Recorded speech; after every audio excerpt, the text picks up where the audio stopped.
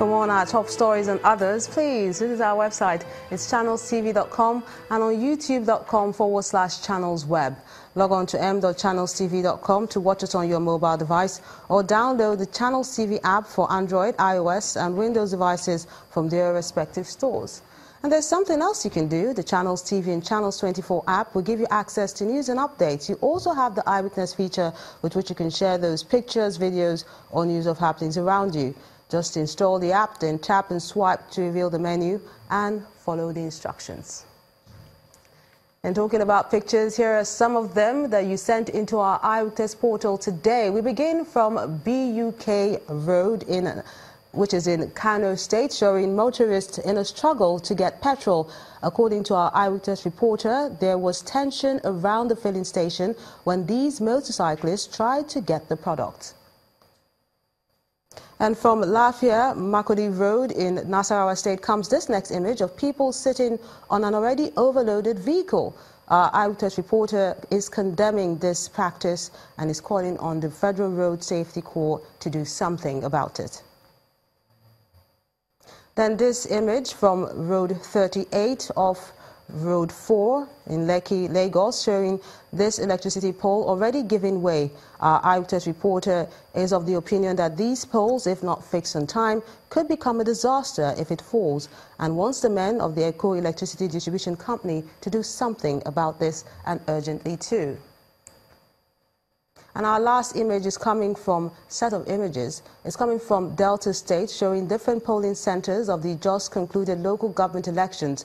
Our Eyewitness reporter who sent these images has accused staff of the State Electoral Commission of getting to the polling centers late, showing this image of what our Eyewitness reporter says is the building of the Independent National Electoral Commission in Ughelli, which was set ablaze.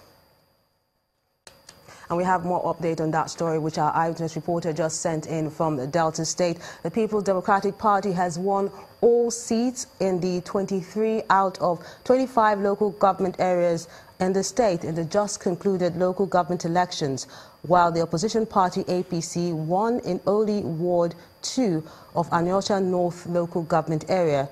The returning officers, while announcing the result, affirms that the election was contested only by political parties who fielded candidates for the exercise.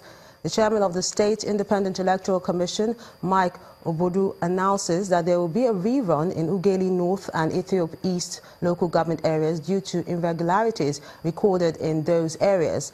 Meanwhile, some election observers have condemned the violence recorded during the process, especially the burning of the INEC office in Ughelli. And still talking politics, the last is yet to be heard of the controversy that trailed President Muhammadu Buhari's recent board appointment, as the All Progressive Congress has denied getting fully involved in the final selection process. The party's national chairman, Mr. John Oyegu, told journalists in Abuja that the party was involved in the early stage of the process but was not consulted before the final list was released. It is pretty obvious that the party was not involved in the final stages of the compilation of that list. Yes, we said at the initial stage, and I'm talking of something that approximates 2 years ago. At the initial stage, yes, we demanded from every state nominations, 50 nominations. These were duly sent to the committee that was set up for the purpose. And they completed the initial exercise at that time. But since then, obviously, between 2 years ago and today, a lot has happened. People have changed parties. People have died. We have had 3 new governors who were not there when the original lists were compiled. And so it was clear that there was obvious need for us to look at the final outcome. It's just about a year to the next general elections, and all eyes appear to be on the nation's economy. Although latest figures from the National Bureau of Statistics show that the economy is growing, unemployment remains a sore point, which raises the question of how best to capture the performance of a nation's economy. Our next report examines the relationship between the economic indicators and the country's development. As I had previously indicated, we aim to consolidate on our achievement in 2017. We shall meet our counterpart funding obligations. The announcement of the country's recovery from economic recession came as a welcome development to the over 180 million Nigerians who for a long while had been beaten down. If Nigeria is out of recession, officially announced, it's a good news. However, still no good news, except we can see it around. I mean, if it tells on the populace. Our standard of living will be improved now, and our economy also will improve. You can be able to move forward. It's going to be better for individually, for people in the country, and then for Nigeria. At least it's going to reposition our economy. This narrative has been supported with further stories of a reduction in inflation rate, an improvement in the country's gross domestic product from an estimated $400 billion to $472 billion, representing an annual growth rate of 1.4%. In spite of all these figures being bandied, unemployment rate is getting worse. According to the National Bureau of Statistics, this has risen from 14.2% to 18.8%. The report further indicates that total unemployment or underemployment increased from 13.6 million and 17.7 million in the second quarter of 2017 to 15.9 million and 18 million respectively in the third quarter of 2017. This glooming picture is in disparity with current economic growth indicators. Bearing these figures in mind, it therefore appears that what currently obtains is not sufficient in telling the true position of how well the country might be faring. A raising alternative indicators to judge national prosperity should be pursued. Chris Elams, Channels Television News. And to discuss this and other issues, we're being joined on the News at 10 by Channels Television's data analyst, Mr. Babajide Ogunsonwo. You're welcome to the News at 10, and I haven't seen you this year, have I? Happy New Year. Happy New Year. And I see you haven't come alone.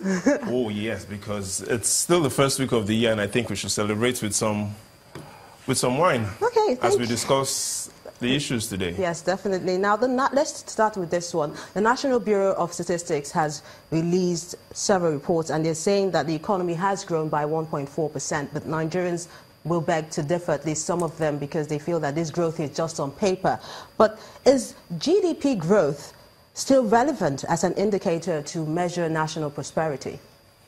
So let's look at it this way. Wine is to a drunkard just as GDP is to nations. So the problem isn't really the wine to the drunkard, it's the abuse of the alcohol. So the question we should ask is, just like drunk men, have we abused the GDP? Have we? Now the evidence shows that yes, GDP is now drunk. And I'll explain why. Does GDP tell us anything about income inequality? No, it doesn't. Let's look at a case of 10 men in a community. 5 of them earn 1 million naira per month, and another 5 earn just a little above the minimum wage, 20,000 naira per month. Now, based on GDP and based on simple arithmetic, if you work that out, it simply means the average earnings for these 10 people is 510,000 naira.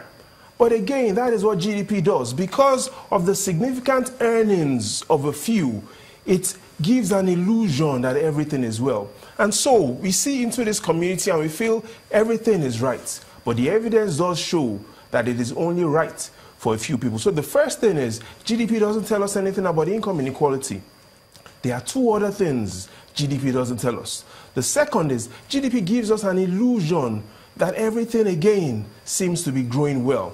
Now, let's look at the fact from the National Bureau of Statistics that I call the nation's own economic FBI. The NBS says that since the government came in the second quarter of 2015, more than half of our 46 economic sectors are still drowning. And so if we look at it from that perspective, that only a few sectors, crop production and crude oil, is what is lifting the economy. Majority of the other sectors are still drowning. And so GDP again doesn't give us a fair indicator as to what is going on in the economy. So how do we measure the quality and standard of life if GDP is failing? Is there an alternative? There are several ways we could look at that. The OECD, for instance, has the Better Life Index that looks at several other factors, looks at access to healthcare, looks at education, looks at income disparities. The United Nations also has what it calls the Human Development Index. And then we also have what leading academic research institutions are currently doing right now, looking at multi-dimensional poverty. But what is on the lips of Nigerians today is, how come is the economy growing and there's still large unemployment rates? And now let's carefully look at that. When the government came in, the NBS says there were 3 million people that were unemployed, 3 million people that woke up and had nothing to do.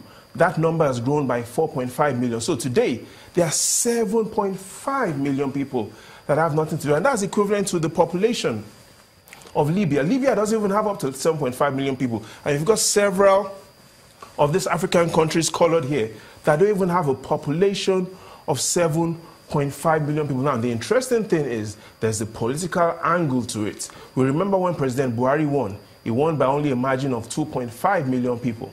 Now, within this first 2.5 years, an additional 4.5 million people are sitting at home with nothing to do. The challenge is the opposition will be looking for who are these 4.5 million people, and they'll be saying to them that the future isn't bright, while the present government will be saying the future is bright. So 2018 will really be interesting. Now, let's just deviate slightly away from the economy and look at security now. Is there any indicator that can perhaps prevent, reduce, or forecast any potential security threat? Now, that's a bit tricky. There are no clear indicators about that. But what we know is we need to ask ourselves, for instance, the right questions. When we even talk about what is happening recently regarding the alleged herdsmen attack, we need to ask ourselves that who really owns the cows? We need to also ask ourselves, where really are these cows? And the third, we also need to ask ourselves, are you and I even complicit in this? And that's because we buy beef. Do we ask ourselves, where do this cattle comes from? And so sometimes when we even buy these things from the market, could we be financing indirectly some of the monies that goes into funding the equipment that this alleged herdsmen use? But more importantly is to look at the three things and the three indicators Nigerians want the government to focus on. And what are these three indicators? They want people, and the government, people are asking that they want their savings rate to increase. So Nigerians want to go to that ATM machine, punch their savings account, and when they punch what is your outstanding balance, they want to see that their balance has increased. And oh yes, Nigerians really do want to ensure that they always have fuel to buy. Definitely. Thank you so much, Babajide Ogunsanwo, Channels Television's data analyst. And when the news at 10 returns, residents in Nasarawa State appealed to the governors of Benue and Nasarawa State to construct a road linking the two states as part of measures to address security challenges. That's in a moment.